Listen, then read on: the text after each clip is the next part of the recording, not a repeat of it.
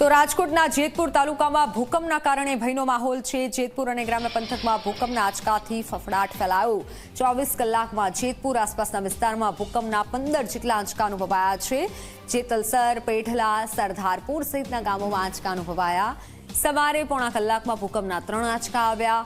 6 થી 7ની વચ્ચે ધરતીકંપ આવ્યો તો 6:19 3.8ની તીવ્રતાનો ભૂકંપ અનુભવાયો। ભૂકંપનું કેન્દ્ર સ્થાન ઉપલેટાથી 28 કિલોમીટર દૂર નોંધાયું।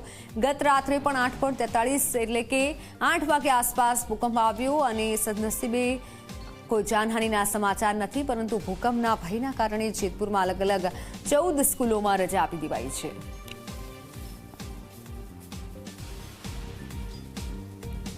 સૌરાષ્ટ્રનો વિસ્તાર છે એ પણ ભૂકંપના ઝોન 4માં આવે છે, એટલે ત્યાં પણ ભૂકંપ આવ્યા છે ને આવી શકવાની શક્યતા છે।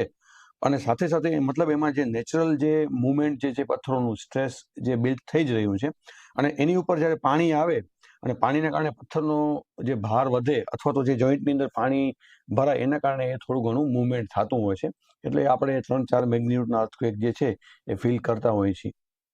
ભૂકંપના આજે સવારના 6:20 આજે હે ને ચાલુ જ છે। કુલ 5 ભૂકંપ આવ્યા છે। ભૂકંપના કારણે ડર લાગે છે બહુ જ। આજ તો અમે હોતા હતા તો પાછો આવ્યો તો અમારા ઘરમાંથી કેટલી વસ્તુ પડી।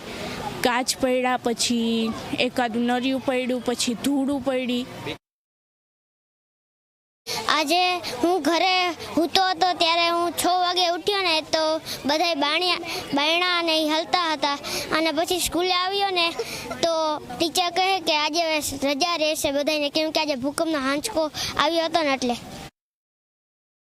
સવારમાં અને કાલે પણ સાંજે અને રાતમાં પણ ભૂકંપના ઝટકા આવેલા છે, એટલે બાળકોના હિતમાં ઉપરથી અમને એવી સૂચના છે કે ભાઈ સ્થાનિક કક્ષાએ નિર્ણય લેવો।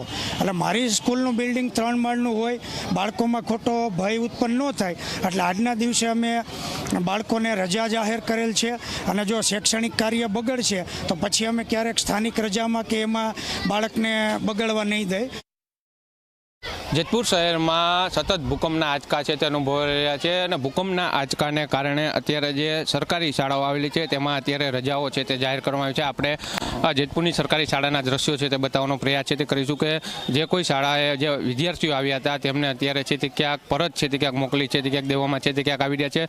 સાથોસાથ જે બાજુની જે કમરીબાઈ હાઈસ્કૂલ આવેલી છે તેમને છે તેમાં પણ છે તે ક્યાંક વિદ્યાર્થીઓને રજા છે તે ક્યાંક આપી દેવામાં આવી છે। જે રીતે સતત ભૂકંપના આંચકા છે તે અનુભવી રહ્યા છે અને તેમના કારણે કોઈ દુર્ઘટના ન સર્જાય તેમના કારણે છે તે ક્યાંક સ્થાનિક કક્ષાએથી જ આ જે સ્કૂલમાં બાળકોને રજા આપવાનો નિર્ણય છે તે ક્યાંક કરવામાં આવ્યો છે અને તેને લઈને અત્યારે છે તે ક્યાંક જે વિદ્યાર્થીઓ છે તેઓને છે તે ક્યાંક અત્યારે સ્કૂલમાંથી રજા છે તે આપી દેવામાં આવી છે। જે સ્કૂલના જે શિક્ષકો છે તે સ્કૂલની અંદર જ છે તે ક્યાંક હાજર રહે છે, કારણ કે જો કોઈ બનાવ બને અથવા તો કોઈ લોકોને અહીંયા આગળ શિફ્ટ કરવા પડે જેના કારણે છે તે ક્યાંક જે સ્કૂલના શિક્ષકો છે તેઓને સ્કૂલમાં જ હાજર રહેવાની સૂચના છે તે આપવામાં આવી છે, પરંતુ જે કોઈ બાળકો છે તેઓને અત્યારે સ્કૂલમાંથી રજા છે તે આપી દેવામાં આવી છે। ઉપરાંત જે મોટા 2 અથવા 3 માળના બિલ્ડિંગ છે તેમાં પણ છે તે ક્યાંક બાળકોને ખુલ્લા મેદાનમાં બેસાડવાની પણ સૂચના છે તે ક્યાંક જિલ્લા શિક્ષણ અધિકારી દ્વારા છે તે આપવામાં આવી છે। એટલે કહી શકાય કે ભૂકંપને લઈ અને અત્યારે હાલ જેતપુરના લોકોમાં ભયનો માહોલ જોવા મળી રહ્યો છે।